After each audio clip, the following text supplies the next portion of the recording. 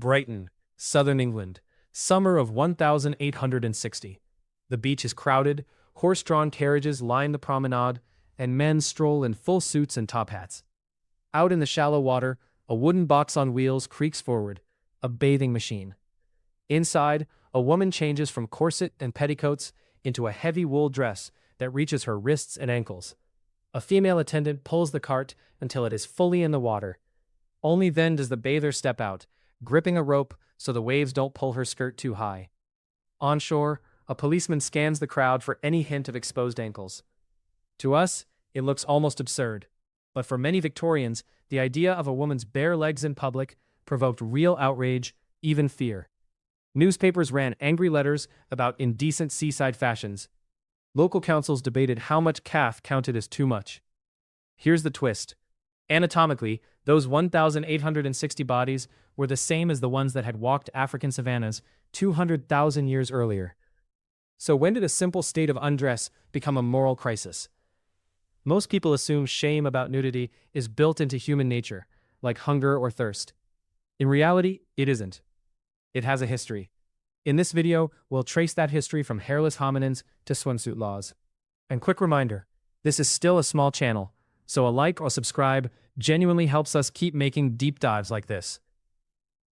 To understand why Victorians dragged huts into the sea, we have to start with something that seems unrelated. Long before anyone blushed at ankles, our ancestors probably walked around effectively naked all the time. Genetic studies of the lice that live on humans tell a remarkable story. Today, we have two main types, head lice and clothing lice. Clothing lice only live in fabric, and DNA comparisons suggest they split from head lice roughly 70,000 to 100,000 years ago. That implies something important. For most of Homo sapiens' existence, there simply weren't clothes to live in. Anthropologists think the real shift away from a full fur coat happened even earlier, over 1 million years ago, in Homo erectus, or a close relative. As bodies got better at long-distance running and sweating, thick hair became a liability in the heat. Fossil bones from sites like Kubifora in Kenya show tall, long-legged hominins adapted for endurance on open grasslands. Sweaty, mostly hairless skin would have been a survival tool, not a scandal. Would these early humans have felt exposed without fur? There's no evidence they did. Shame is an emotion that depends on how other people judge you. Hair loss, driven by climate and metabolism, came far too early for anything like Victorian modesty. So if our bodies were uncovered long before fabric existed, the real question isn't, when did we get naked? But when did we start caring that we were? To answer that, we need to see how covering skin began for practical reasons long before it carried moral weight. The earliest clear evidence of clothing doesn't look like shirts or trousers. It looks like tiny, carefully scraped animal bones. At sites like Divya Babe and Potočka Zijalka in Slovenia, and later at the Dzudzuana cave in Georgia, archaeologists have found bone tools dating back tens of thousands of years that match the shape of awls and needles. In Russia's Denisova cave and France's Abri Castanet, perforated animal teeth and shells suggest people were attaching things to skin or hides at least 40,000 years ago. Then, around 32,000 years ago, in Siberia's Yana RHS site, we see even stronger clues. Specialized tools for working hides in a brutally cold Arctic environment. Here, covering the body wasn't about blushing, it was about not freezing to death. Would those hunters and gatherers have considered a bare torso shameful? Probably not. Ethnographic records from recent Arctic and subarctic groups, like the Sami or Inuit, show clothing that is highly functional, combined with casual nudity indoors or in warm seasons. Skin is exposed or covered according to temperature and task. Here's the irony. Technological advances that began as protection from wind and ice eventually created the conditions for cultural rules about decency. Once elaborate garments existed, going without them could start to mean something. To see that shift, we have to jump forward to when humans began marking certain body parts as sexually charged, rather than just biologically useful. Our closest relatives, chimpanzees and bonobos, don't wear clothes, but they do pay attention to certain body parts. Swelling skin signals fertility, posture shows interest, and grooming displays trust. In humans, though, something different happens. Culture starts deciding which pieces of anatomy are for everyone and which are for the private sphere. Archaeology catches faint traces of this in some of the oldest figurines. The so-called Venus of Willendorf, carved about 30,000 years ago in today's Austria, has exaggerated breasts and hips, but no detailed face. Dozens of similar Venus figurines from sites like Dolny Věstonice in the Czech Republic or Malta in Siberia highlight reproductive features in a stylized way. Most people assume these images prove that prehistoric women were constantly sexualized or ashamed. They don't. They simply show that sexual anatomy mattered enough to carve into stone. Whether those bodies were seen in daily life without embarrassment is another question. Ethnographic studies of groups like the Hadza of Tanzania or some Amazonian societies in the early 20th century recorded communities where breasts or buttocks were normally visible, yet people still felt embarrassment if others saw them in inappropriate contexts, like during defecation or menstrual handling. So the raw ingredients of shame weren't tied to fabric, they were tied to how attention was managed. The next step was for entire societies to make rules about when a naked body meant vulnerability, desire, or disrespect. For most of our history, humans lived in small bands where everyone saw everyone else doing nearly everything. That doesn't leave much room for hiding. But starting around 10,000 to 12,000 years ago, in places like Jericho in the Levant or Çatalhöyük in Anatolia, agriculture and village life changed the social equation. Permanent houses, shared courtyards, and storage rooms meant new kinds of privacy. At Çatalhöyük, people entered homes from the roof, with interior spaces organized in ways that suggest some activities were visually shielded. Burials beneath house floors indicate a strong link between family, property, and control of space. Would greater control over space influence feelings about undress? Quite possibly. When you can shut a door, what happens behind it becomes different from what happens outside it. Anthropologists studying more recent peasant communities have noticed something similar. As villages grow denser, expectations about proper states of dress in public intensify. Another factor arrived with social hierarchies. In early Mesopotamian cities like Uruk, clothing started to mark status. Rich textiles, dyes, and headdresses distinguished elites from laborers. Once fabric carries rank, seeing someone without their usual garments can imply a loss of dignity. Here's the mechanism in human terms. A farmer who can be stripped in punishment, or a captive marched naked through a crowd, learns that bare skin can equal humiliation. Shame is the emotional alarm that warns you away from that risk. When writing appears in Mesopotamia, and later in the Mediterranean, rules about bodies move from custom into ink. The Code of Hammurabi, carved around 1750 before the Common Era in Babylon, doesn't list nudity as a crime on its own, but it ties clothing to social standing. Robes show rank. Losing them can be part of a sentence. In some cases, stripping someone is explicitly used as public degradation. Ancient Greek sources describe similar practices. Historians like Herodotus tell of enemies displayed naked after defeat, their armor taken as trophies. In classical Athens, citizen men exercised nude in the gymnasium, yet forcing a woman or a non-citizen to be unclothed in public could be a form of dishonor. Most people imagine ancient societies as uniformly prudish or uniformly relaxed. The reality is messier. Who could be naked, where, and in front of whom depended on gender, status, and context. Sculptures from the 5th century before the Common Era show idealized male nudes in marble, while actual women in the same city were expected to keep their hair and body covered in public. Here's the irony, again named. The more societies used forced exposure to attack a person's reputation, the stronger the internal sense of shame attached to unexpected nakedness became.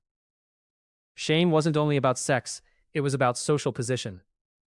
Religions developing in this world of cities and hierarchies would supercharge the link between bare skin and moral danger, giving us stories many people still know by heart.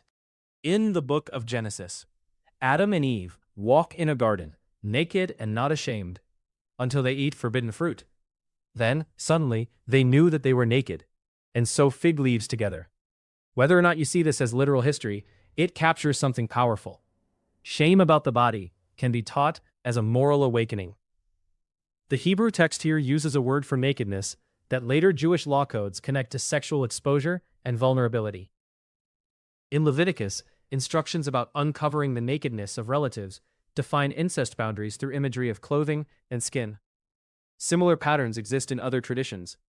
In some early Christian writings, modest dress becomes a sign of spiritual seriousness. In certain Islamic legal schools, detailed rules define which parts of the body count as aura, in need of covering. For different genders and situations, most viewers might assume these norms dropped directly from heaven, fully formed. Historically, they layered onto existing Near Eastern and Mediterranean ideas about honor, family, and purity. Religious language gave cosmic weight to very local customs. Picture what this meant in practice. A teenager bathed in a river, a woman breastfeeding, a man whose clothes were stolen on the road. Their embarrassment was no longer just about what neighbors thought, but about whether their bodies had offended God. As these belief systems spread through empires and missions into Europe, Africa, and Asia, they carried not just theology, but scripts for when bare skin should trigger guilt. This next part is the one that unsettles people most, because it shows how ideas about nudity became tools of domination. When European explorers and missionaries reached the Americas, Africa, and the Pacific, from the 15th century onward, their diaries are full of shocked descriptions of naked peoples. Spanish accounts of the Taíno in the Caribbean, Portuguese reports from coastal Angola, and later British writings about Aboriginal Australians all repeat a pattern, equating uncovered bodies with savagery, childishness, or hypersexuality. Yet many of these societies had their own codes. Among the Igbo of what is now Nigeria, for example, older women sometimes protested injustices by stripping in public, turning nudity into a weapon of shame against men in power. Among some Polynesian groups, ceremonial dress could include exposed chests without scandal. The myth-busting point here is simple. Being comfortable with nakedness did not mean having no sense of modesty. It meant modesty was defined differently. Missionaries introduced cotton shifts, trousers, and Victorian standards of decency, often tying conversion to proper dress. In school photos from late 19th century colonial Kenya or Samoa, children who previously wore minimal clothing are shown in stiff European outfits. For colonized people, suddenly finding your ordinary state of dress condemned as immoral could generate new, painful types of shame. Generations later, descendants might feel embarrassed by historical photos their great-grandparents would not have found unusual. The Victorian bather in Brighton was part of a rapidly industrializing society where flesh in public was tightly policed. But even within Europe, standards had changed dramatically. Medieval manuscripts show peasants working fields with tunics hitched high, legs bare. Some mixed-gender bathhouses in 14th century Germany or Japan allowed semi-nude socializing with little fuss, though not without critics. By the 19th century, urbanization, bourgeois respectability, and new Christian revival movements converged. Women's clothing covered neck to ankle, and even piano legs were joked about as needing modesty covers and satire. Then technology and leisure disrupted everything. Railways made seaside trips popular. In 1907, Australian swimmer Annette Kellerman wore a fitted one-piece swimsuit in Boston and was arrested for indecency. Photographs show a garment that today would look conservative. Over the 20th century, bikinis, topless sunbathing on some European beaches, and legal fights over public breastfeeding reflected ongoing renegotiations of what counted as shameful. The same square meter of exposed skin could be normal in Rio, scandalous in Riyadh, and mixed in rural Poland. Psychologists studying body image in the late 20th century added a new layer. Advertising and film turned idealized bodies into constant comparisons. Shame shifted from, "my community can see me naked," to "my body doesn't match the socially approved template." To bring all these threads together, we have to ask a final question. If shame about nakedness has changed so often, what does it tell us about being human at all? Let's go back to that Brighton shoreline in 1860. The woman stepping from her bathing machine might have watched the horizon, listened to the waves, and quickly checked that her sleeves and hem were in place. Any slip could mean gossip, judgment, maybe even a police warning. Her sense of shame felt timeless and absolute. But zoom out. On an evolutionary timescale, Victorian modesty is a tiny, local experiment. Our ancestors on African plains, the mammoth hunters of Siberia, the villagers of Çatalhöyük, the gymnasts of Athens, the Igbo women protesting by stripping, the Taino greeting Spanish ships, the Boston police arresting a swimmer in 1907. All of them attach different meanings to the same basic primate body. Here's the thesis in one line. Shame about nudity isn't hardwired. It's a social technology for managing attention, power, and desire. Biology provides the raw material: hairless skin, visible sexual anatomy, a brain wired to care deeply about what others think. Climate pushes us to invent clothes. Social hierarchies turn fabric into status. Religions and empires wrap bare skin in moral symbolism. Media amplify idealized bodies until many of us feel ashamed, even fully clothed. Humanize that mechanism for a moment. Picture a child running naked on a beach, delighted, until an adult suddenly scolds them and rushes to cover them up. The redness in their cheeks, the urge to hide, is not just modesty. It is the internalized memory of thousands of years of rules about who gets to see what, when, and why. And yet, those rules are not fixed. Legal protections for breastfeeding, debates over school dress codes, clothing-optional beaches, internet arguments about gym selfies. These are all places where societies are renegotiating how much of the body can appear without triggering shame. Remember the bathing machine again.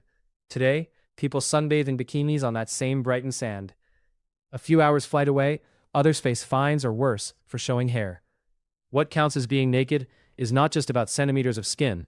It's about stories, histories, and power. So here's the closing question. If something as intimate as feeling embarrassed without clothes turns out to be mostly learned, what other emotions do we mistake for nature when they're really culture in disguise?